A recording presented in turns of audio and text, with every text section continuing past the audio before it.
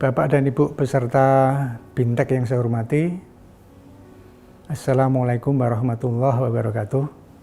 Salam sejahtera buat kita semuanya. Saat ini saya akan menyampaikan materi mengenai identifikasi defisiensi material bendungan.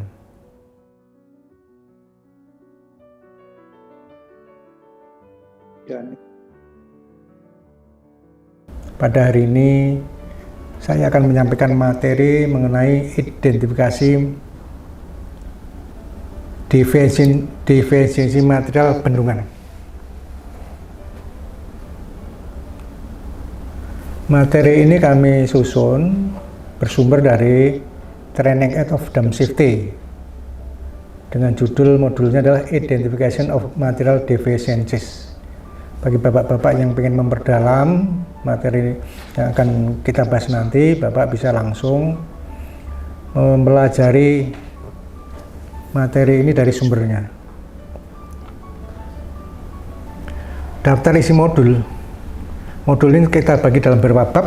Bab pertama pendahuluan, bab kedua defisiensi material tanah dan batu, bab 3 defisiensi beton, bab 4 defisiensi material campuran semen, bab 5 defisiensi material sintetis.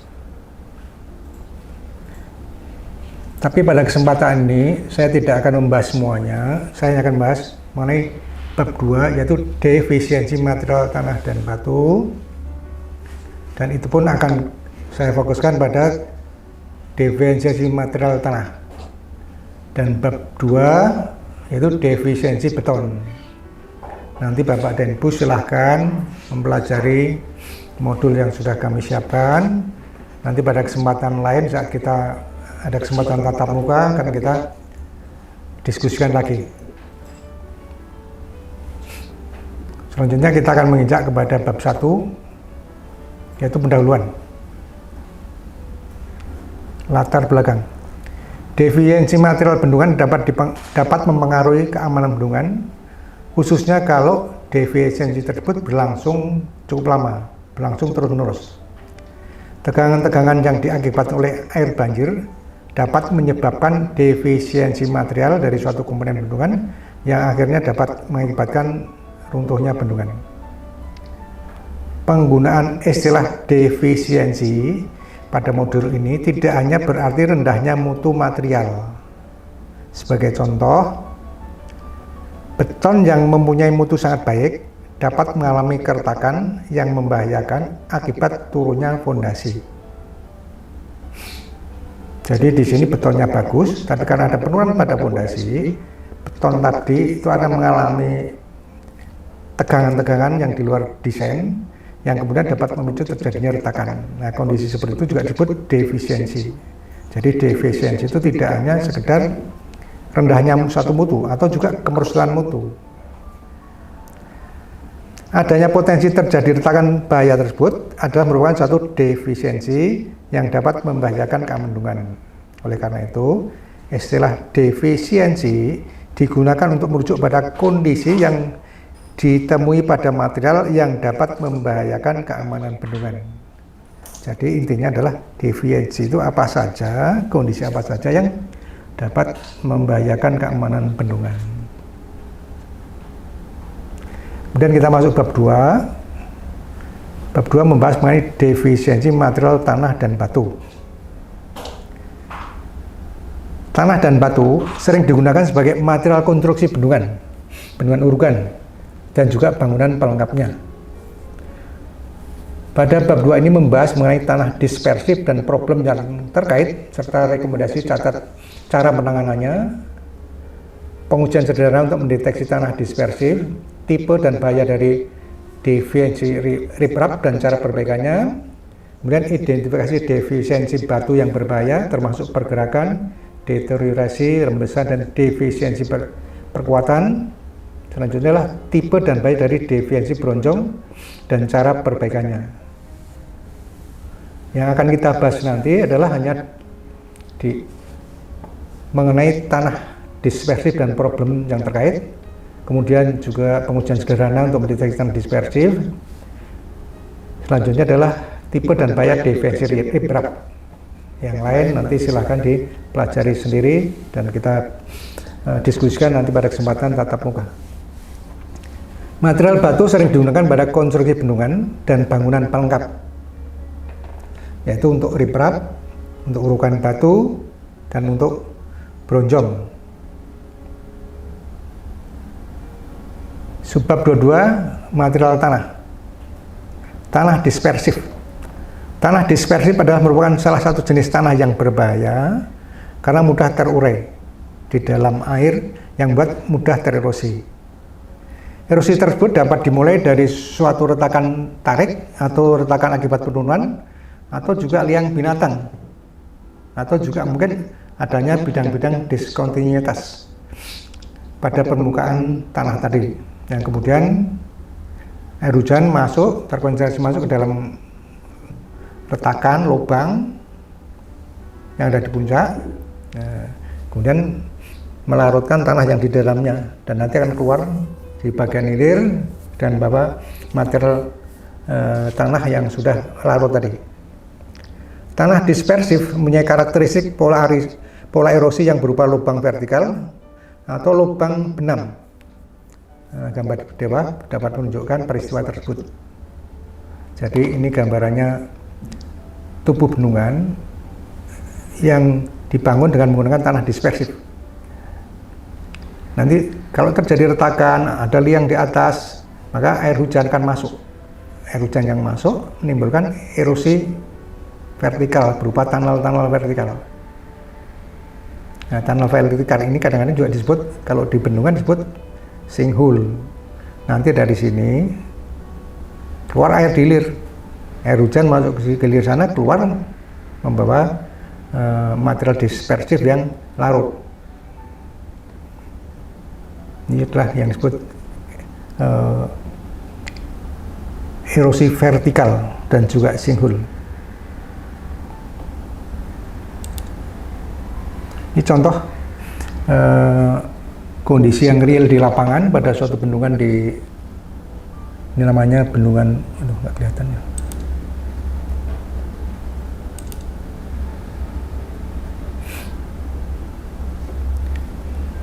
Dari sini kelihatan ya. Ini adalah waduknya, ini tubuh bendungannya. Nah, ini ada keluaran air dari lubang-lubang tadi yang tererosi di dalam tubuh bendungan. Dari lubang-lubang ini keluar air yang sangat keruh, yang merupakan kandungan dari tanah dispersif sebagai penyusun tubuh bendungan. Ini kalau dibesarkan terus-menerus akan semakin membesar-besar, akhirnya terjadi kegagalan bendungan.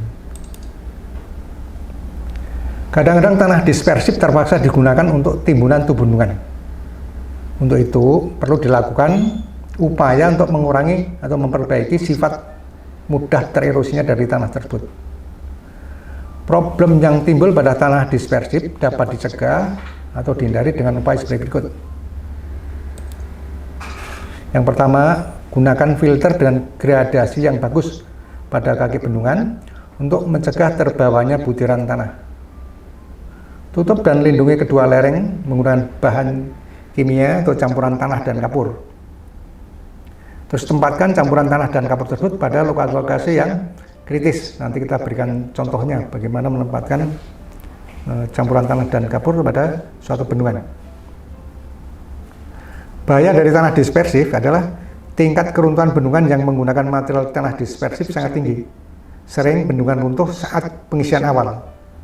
Erosi oleh air hujan dapat menimbulkan kerusakan yang parah yang dapat memicu keruntuhan bendungan. Ini contohnya Pak ya, penggunaan tanah dispersif pada bendungan. Ini contoh bendungan Banyurip Bojonegoro. Ini tubuh bendungannya. Ini tanah dispersifnya diletakkan di tengah. Ini tanah dispersif. Ini ada chimney drain, horizontal drain. Yang bagian luar ini adalah campuran antara tanah dispersif dengan kapur. Yang fungsinya adalah melindungi tanah dispersif yang ada di dalam. Jadi maksudnya tadi itu kalau kita menggunakan tanah dispersif, itu bisa sifat dispersifnya dimatikan dengan dicampur kapur tohor, atau kita lindungi jangan sampai dia terkena oleh air gitu, sehingga terlindung dari proses pelarutan oleh rembesan.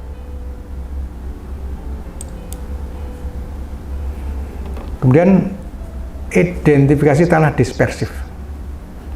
Tanah dispersif dapat diidentifikasi dengan melakukan uji lapangan dan uji laboratorium. Uji lapangan yang sering digunakan adalah metode Cram test. Ini nanti kita bahas bagaimana metode Cram test tadi. Kemudian juga bisa dilakukan dengan uji laboratorium. Uji laboratorium itu akan menghasilkan hasil uji yang lebih teliti. Metode yang digunakan antara adalah double hydrometer, pinhole, dan kimia. Ya, uji lab itu tidak dibahas dalam modul ini, tapi nanti secara sekilas kita akan tayangkan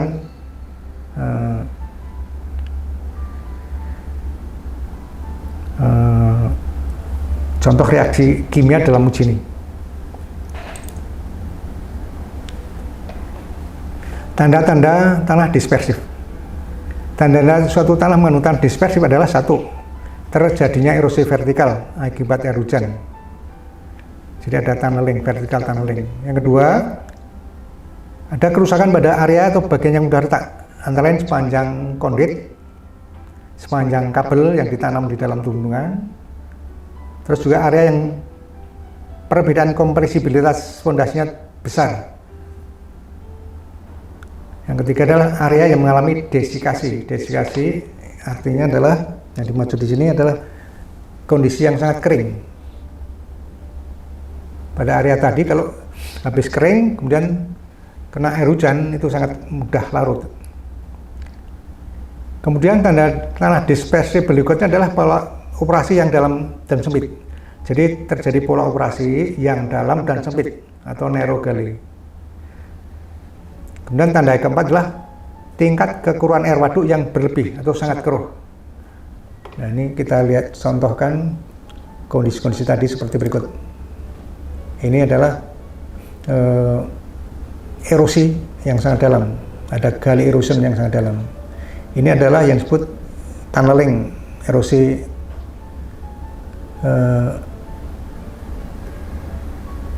berbentuk gua-gua vertikal. Kemudian ini adalah tanah dispersif pada daerah yang ditanam kabel. Sini kelihatan bahwa tanah-tanah di atas kabel tadi mengalami pelarutan. Ini juga sebelah kanan juga sama. Adalah tanah dispersif yang di situ ada ditanam kabel. Ini juga contoh yang lain adalah gully erosion atau erosi yang dalam. Ini tunneling. Ini erosi vertikal. Kemudian ini contoh adalah tampungan air, katakanlah waduk, dengan kekeruhan yang sangat tinggi. Kekeruhan yang tinggi tadi terjadi akibat larutnya dari material lempung dispersif. Ini juga sama sebetulnya yang tadi. Ini erosi bentuk pocketing, bentuk kantong-kantong. Ini erosi pada permukaan tanah. Ini nampak permukaan tanah yang terus oleh titik-titik air hujan. Ini adalah lubang yang timbul karena tanah dispersif yang mengeluarkan air keruh. Inilah di antara tanda-tanda dari tanah dispersif. Ini juga contoh tunneling pada suatu bendungan, disebut bendungan Whitcourt. Kalau salah ini di Australia atau Tanzania.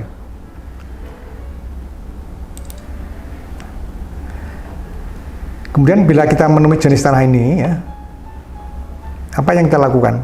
Pertama, kita harus mencatat lokasi dan pengembangannya. Dari erosi yang terjadi antara lain terkait dengan lebar Jadi waktu kita inspeksi lapangan, kalau kita menemukan tanah dispersif, yang harus kita lakukan adalah kita harus mencatat lebar dari erosi yang terjadi. Jadi kalau ada gale erosion, itu berapa lebarnya, kemudian kedalaman erosinya diukur, panjang alur erosinya juga diukur. Kemudian juga jelaskan material yang terbawa dan lain sebagainya. Kemudian diambil foto dokumentasi, terus ambil sedikit tanah, lakukan gram test, kemudian dilaporkan hasilnya. Kemudian ambil juga sampel tanah untuk dilakukan pengujian di laboratorium. Kemudian buat rekomendasi untuk perbaikan. Contoh rekomendasinya adalah batasi level air waduk, lakukan pemeriksaan sesering mungkin, lakukan pengamatan setelah terjadi hujan lebat.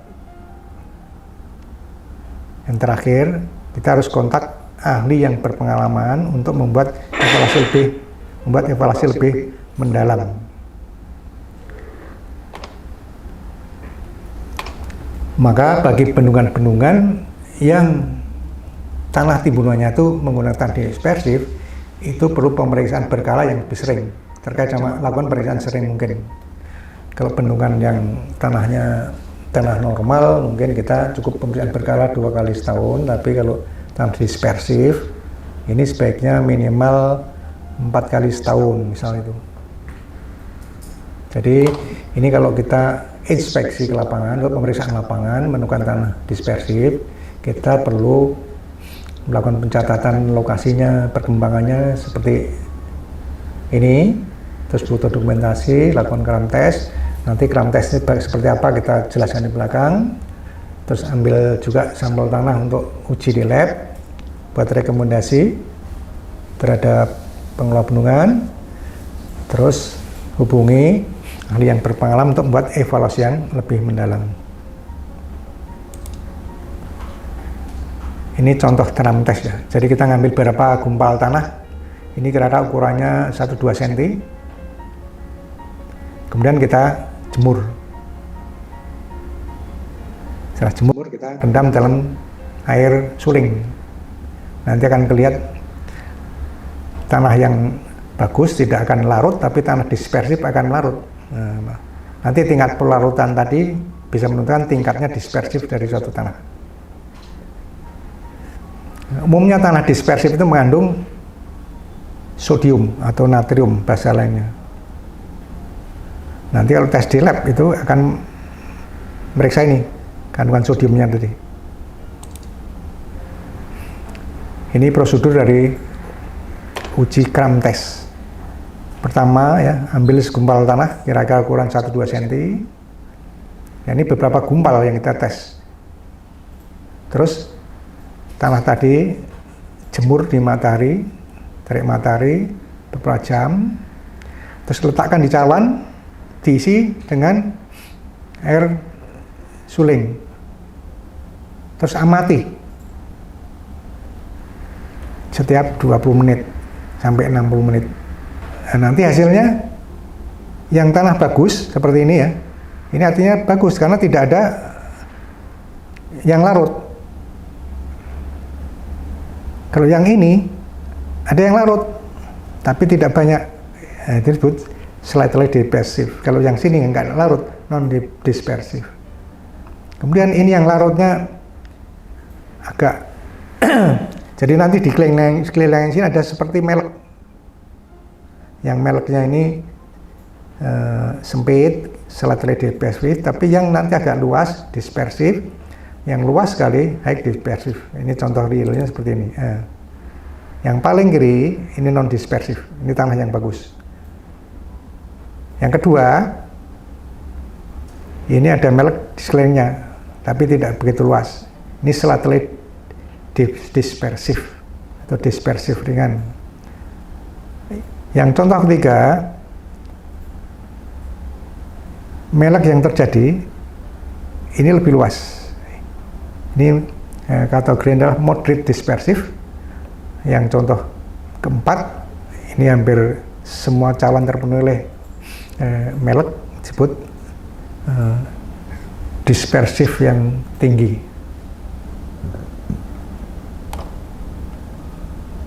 Jadi uji ini sampel, tidak terlalu rumit, bisa kita kerjakan di lapangan. Tapi nanti akurasinya, lebih akuratnya lagi, sebaiknya juga dilakukan uji di lab. Ini kalau kita lihat dengan mikroskop ya, tanah-tanah yang lempung normal itu butiran-butirannya itu rapat. Tapi kalau tanah dispersif itu renggang, sehingga ini mudah larut. Itu kita lihat dengan mikroskop. Ini tadi yang saya ceritakan uji dengan kimiawi. Ini tidak akan kita bahas, tapi hanya sebagai wawasan saja.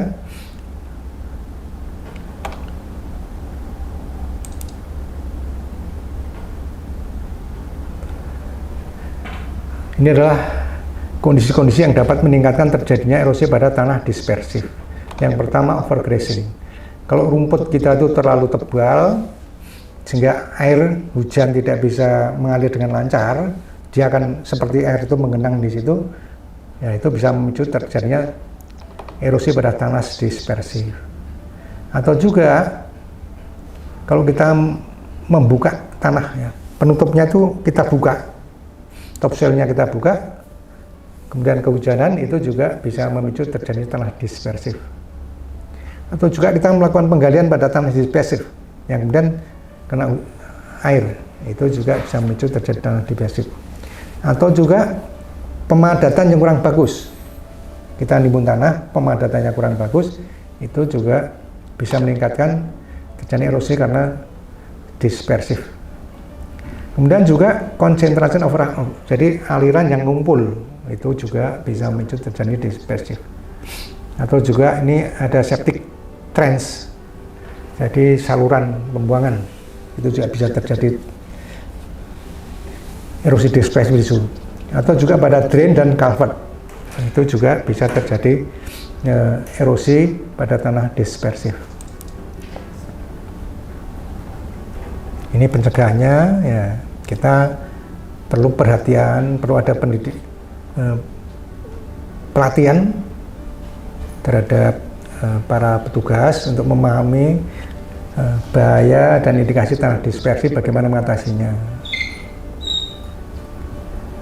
Yang kedua, kita menghindari pemanfaatan tanah dispersif. Yang ketiga, mencegah tanah dispersif dari kontak dengan air. Hindari terjadi penggenangan air.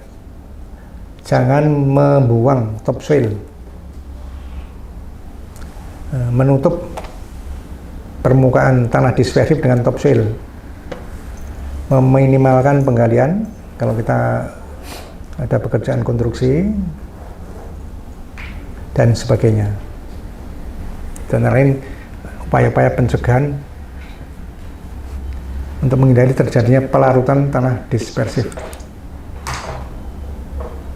Ini masih ada lagi pemadatan yang bagus pada tanah dispersif, itu juga bisa mengurangi terjadinya erosi pada tanah dispersif.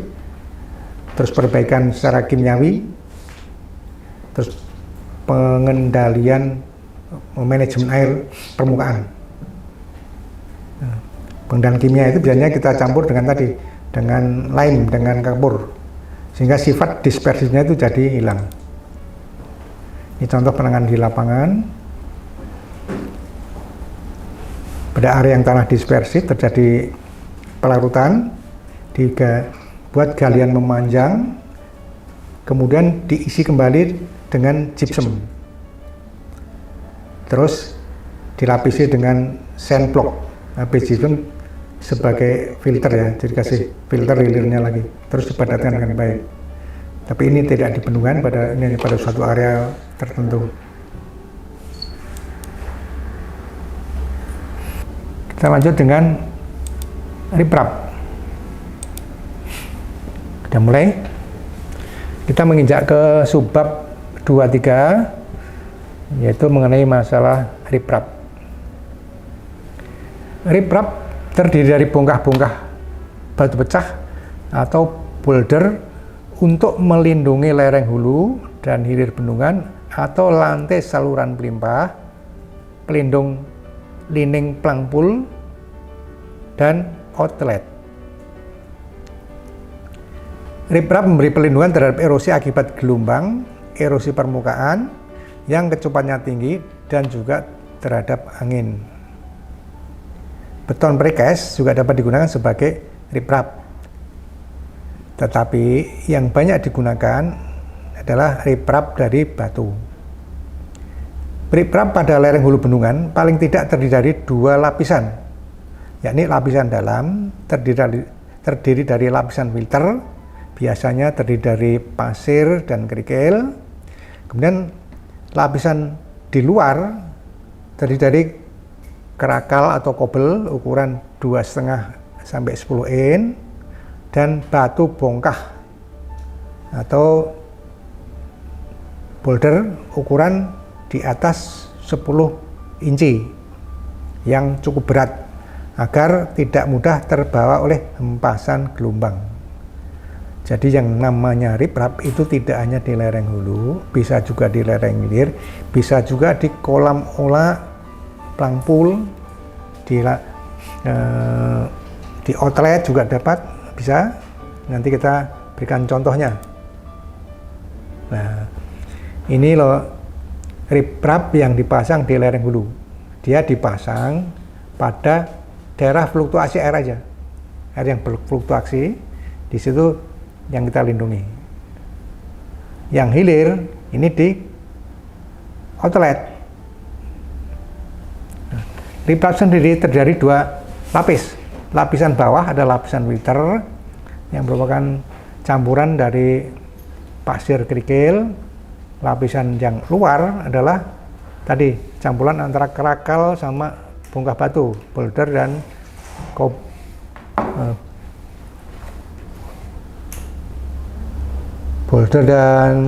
kobel.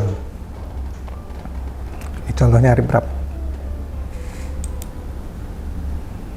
Terus defisiensi riprap.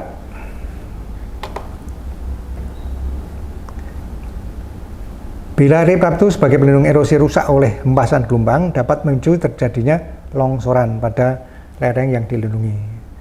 Riprap dapat mengalami defisiensi karena 1. Pergeseran atau pergerakan material batu. Yang kedua adalah degradasi material batunya. Jadi bisa karena susunan riprapnya yang rusak. Yang kedua adalah batunya sendiri yang mengalami degradasi.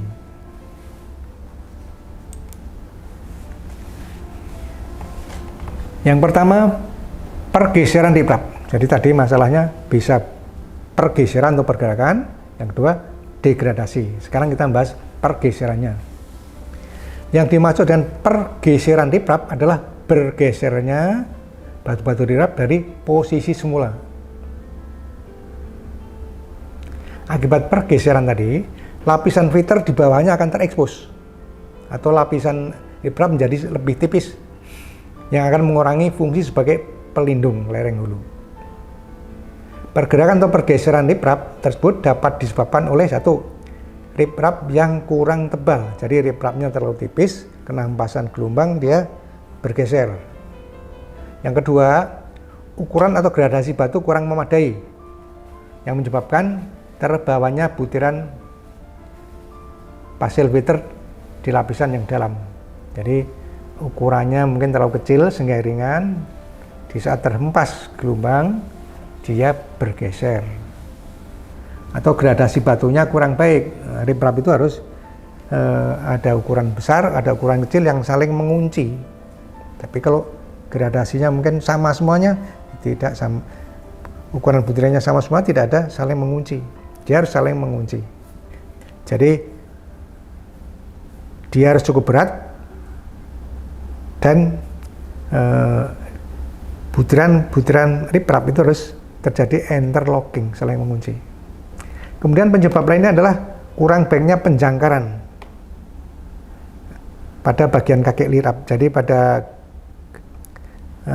riprap bagian bawah, pondasinya sana, itu kurang bagus penjangkarannya, sehingga di sana rusak, riprap di atasnya ikut bergeser.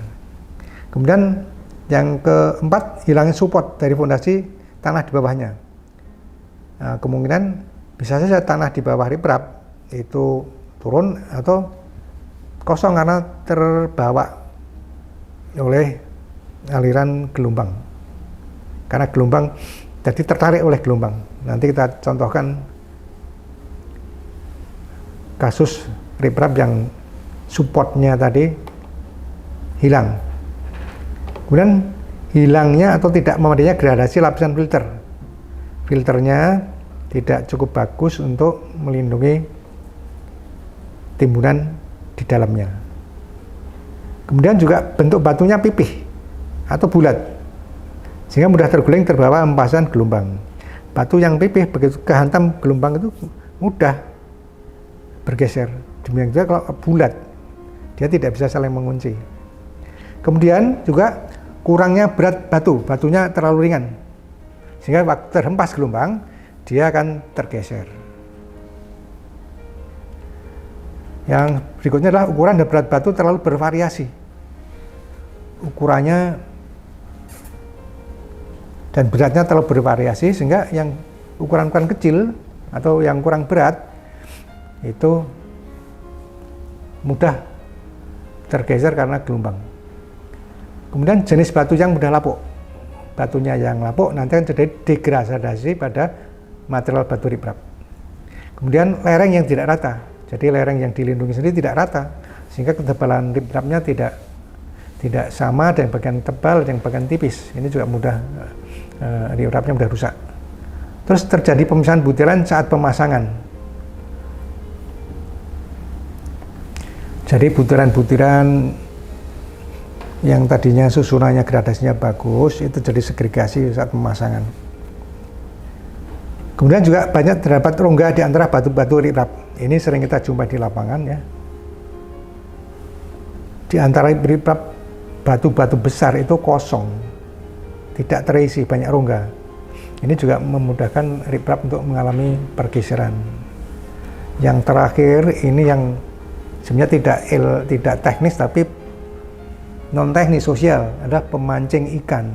Ini juga kelihatannya sepele, tapi sering ini menimbulkan kerusakan yang sulit diperbaiki. Contoh bendungan Batu Jai.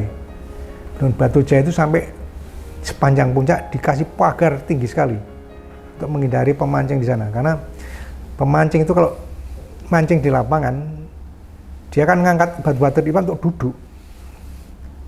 Jadi dibuat posisi duduknya itu batu-batu itu digeser. Nah, berulang kali terjadi seperti itu, akhirnya ya berantakan. Itu terjadi di Batu Jai, di Bendungan Cengklek juga seperti itu. Nah, inilah kira-kira penyebab terjadinya pergeseran pada batu-batu riprap. Kemudian definisi yang kedua adalah degradasi. Kalau tadi adanya pergerakan, yang kedua adalah batunya sendiri mengalami degradasi. Nah, penyebab dari degradasi batu adalah yang pertama abrasi. Jadi dari empasan ombak tadi mengakibatkan abrasi pada batu-batu dari riprap. Kemudian kelemahan struktur dari batu itu sendiri. Kemudian batu rusak oleh aksi debris. Jadi ada sampah, ada material-material yang terbawa oleh ombak, itu juga bisa merusak dari batu-batu riprap. Nah, tipe dari degradasi batu antara adalah terjadi retakan, terjadi spaling atau gumpel, terjadi splitting, pecah, atau pelemahan di sepanjang sambungan dari batu-batu tadi. Terjadi pemisahan atau disintegrasi dan sementasi yang buruk dari batuan sedimen. Jadi batuan-batuan sedimen itu kadang sementasinya buruk. Nah, itu bisa juga mengalami disintegrasi. Kemudian pelarutan terhadap batuan riprap itu biasanya terjadi pada batu gamping. Riprap yang menggunakan batu gamping itu kadang-kadang dia bereaksi dengan air waduk, sehingga batu gampingnya itu mengalami pelarutan.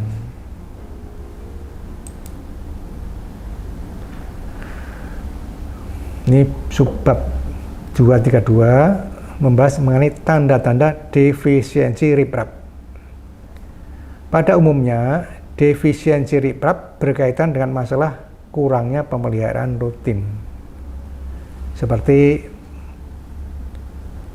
menambahkan batu. Jadi kalau riprap itu mengalami defisiensi, itu segera tambahkan batu. Sehingga tidak terjadi defisiensi yang parah. Riprap mulai bergerak, yaitu mulai perbaiki lagi, tutup lagi, tambah riprap baru, material riprap baru. Riprap yang mengalami defisiensi harus segera diperbaiki agar tidak mempengaruhi keamanan bendungan. Tanda-tanda atau indikasi terjadinya defisiensi riprap adalah sebagai berikut. Yang pertama, pitching dan scarping. Dua, degradasi riprap. Pitching itu adalah peristiwa terbentuknya pantai, dan scarping itulah gawir. Nanti gambarnya adalah sebagai berikut. Nah, ini yang namanya, kalau ini gambar sketch ya dari riprap. Di sini ini adalah filter paling bawah, di atasnya ini adalah boulder dan cobble. Yang namanya pitching ini longsor terus menjadi bentuk bidang datar atau seperti pantai. Nah, bidang datar ini kalau seperti pantai disebut pitching. Ini kalau diterjemahkan di Indonesia yang belum menemukan istilah yang tepat. Kemudian scarping itu bagian yang vertikal atau di Indonesia disebut gawir. Kalau kita menemukan di lapangan ada lereng yang dilindungi oleh riprap sudah membentuk pitching dan gawir, itu merupakan indikasi bahwa ada masalah defisiensi riprap.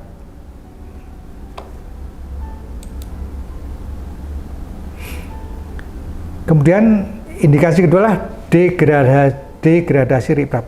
Jadi indikasi yang pertama bahwa terjadi defisiensi adalah adanya pitching dan scraping, adanya bentuk pantai dan gawir. Ya.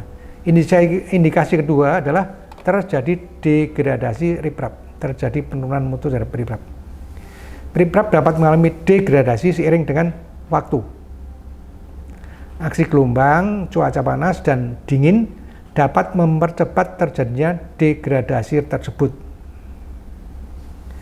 Tanda-tanda terjadinya degradasi riprap adalah ukuran batu riprap yang mengecil, utama di dekat garis air, batunya berserakan, terjadi penurunan yang telah mengakibatkan tipisnya lapisan riprap. Kemudian terdapat rongga-rongga antar butiran batu yang membesar dan dari biasanya.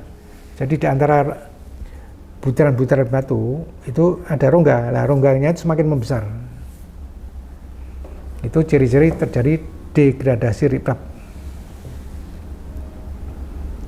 Bila hal tersebut terjadi, lapisan riprap telah mengalami degradasi dan erosi mulai terjadi pada material di bawahnya. Jadi kalau terjadi tanda-tanda tersebut di atas, itu kemungkinan sudah terjadi erosi pada material yang dilindungi yang di bawahnya. Ini contoh ya, riprap yang telah rusak oleh hempasan ombak. Kalau gambar sini, ini ada bagian-bagian yang tidak dilindungi, kena ombak, ini terlarut.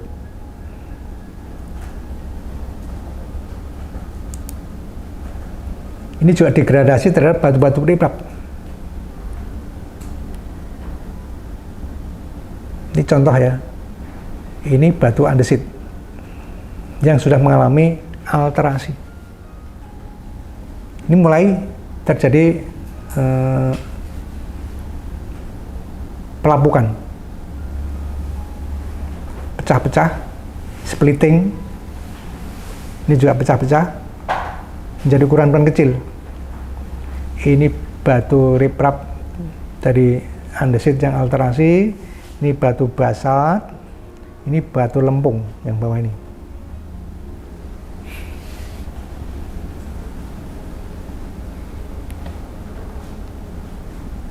Sebetulnya ini semuanya itu saya potret dalam posisi belum terisi sudah seperti ini, karena kualitas batunya yang kurang bagus. Apalagi nanti sudah terisi air, ini akan langsung hancur aja nih, bisa jadi pasir nanti.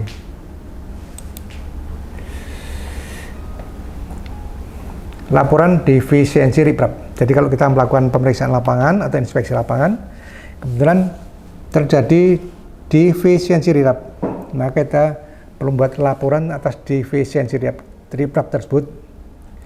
Laporan itu harus menjelaskan mengenai satu, pertama lokasinya di mana, di STA berapa. Nah gitu biasanya kita minta STA-nya, STA berapa, elevasi berapa, harus jelas. Terus luasnya berapa, seberapa luas, jadi lokasinya, luasannya, lengkapi dengan foto-foto dokumentasi. Terus kemudian perkiraan dimensi luas defensi. Kemudian ketiga, rekomendasikan perbaikan darurat, misal pembatasan operasi waduk bila jagaan berkurang. Jadi akibat kerusakan riprap mungkin sudah terjadi erosi juga pada lereng, kemudian puncaknya juga terjadi erosi sehingga tinggi jagaannya berkurang. Nah itu salah satu rekomendasinya, kalau jagaannya berkurang ya ada pembatasan operasi waduk. Kemudian terakhir adalah konsultasikan dengan ahli yang berpengalaman untuk mengevaluasi defensi dan perbaikan permanen yang diperlukan. Nah ini dalam laporan peringatan besar banyak konsultan yang bicara sudah sebagian besar dari kerusakan terhadap riprap, tidak ada penjelasan lokasinya di mana, luas dari defensinya juga tidak dijelaskan berapa luas. Nah ini perlu dijelaskan. Kadang kalau kita juga minta berapa persen yang sudah rusak tadi, perlu ditunjukkan dalam presentase.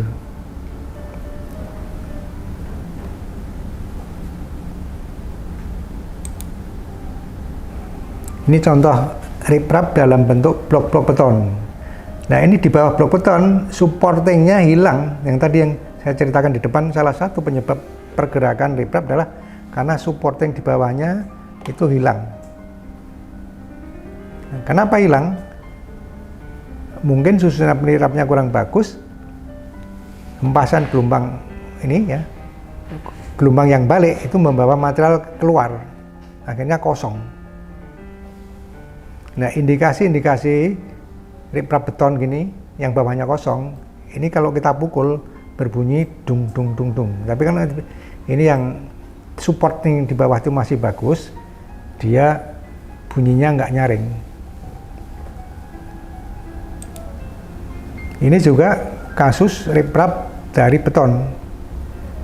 Betonnya sendiri dah kualitasnya buruk, susunannya berantakan. Ini material di bawahnya dah berbawa sehingga dia turun.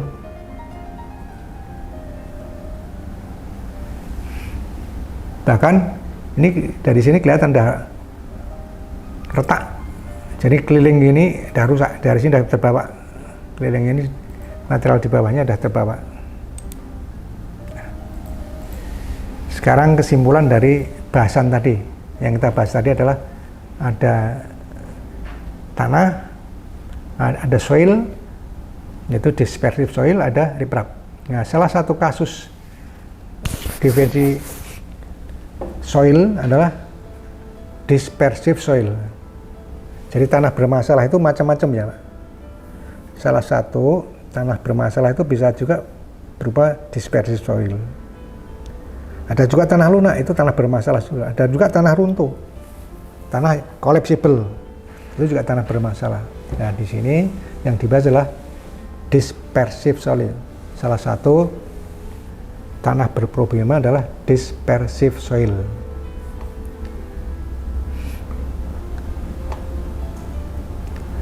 Kalau di lapangan ditemukan adanya dispersive soil pada bendungan, kalau kondisinya seperti berikut, itu perlu perhatian khusus, yaitu kalau terjadi erosi tunneling. Jadi erosi yang tegak. Nah, kondisi ini umumnya terjadi terutama kalau terjadi pada lereng yang tertutup oleh rumput. Di situ terjadi tunneling, erosi tunneling. Itu perlu mendapat perhatian. Terus juga polanya itu dalam. Terjadi paritan yang dalam, nerogalis. Kemudian air waduknya sangat keruh. Itu mempertandakan kalau sudah terjadi pelarutan pada material-material timbunan. Ini kondisi khusus yang perlu mendapat perhatian kalau kita menemukan tanah dispersif pada bendungan. Ada erosi vertikal, ada gali erosin yang dalam, kemudian air waduknya keruh sekali. Kemudian material riprap, defisiensinya bisa berupa displacement atau pergerakan atau pergeseran. Yang kedua berupa degradasi pada batu.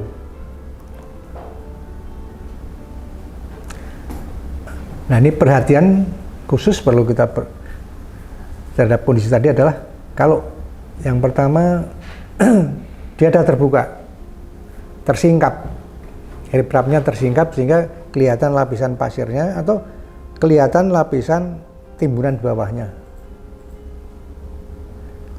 Atau mungkin juga akibat pergerakan riprapnya menjadi tipis. Yang tadinya mungkin 2 meter, nah tinggal 1 meter.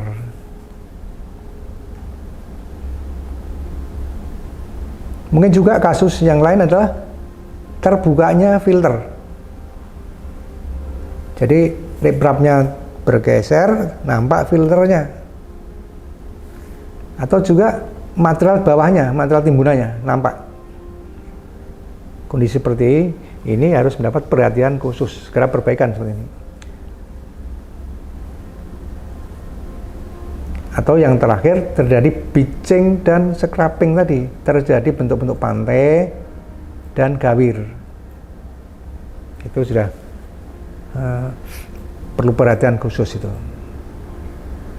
Ini yang terkait dengan displacement, pergerakan atau pergeseran.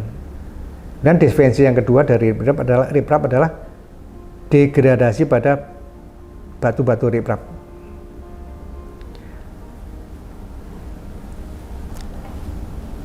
Nah, kondisi yang perlu mendapat perhatian khusus adalah kalau batu-batu tadi sudah pecah, batu riprap pecah menjadi ukuran-ukuran kecil, sehingga tidak efektif untuk melindungi lereng.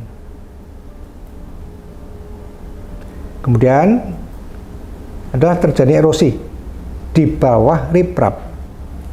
Jadi karena riprapnya tidak efektif dalam melindungi timbunan di bawahnya, terjadi erosi di bawah riprap. Itu juga perlu mendapat perhatian khusus. Itulah kira-kira summary dari yang kita bahas tadi. Yang rock itu adalah ini pondasi, cerita pondasi nggak kita bahas untuk saat ini. Tapi Bapak dan Ibu bisa membaca langsung di modulnya. Nanti kita bahas pada kesempatan yang lain.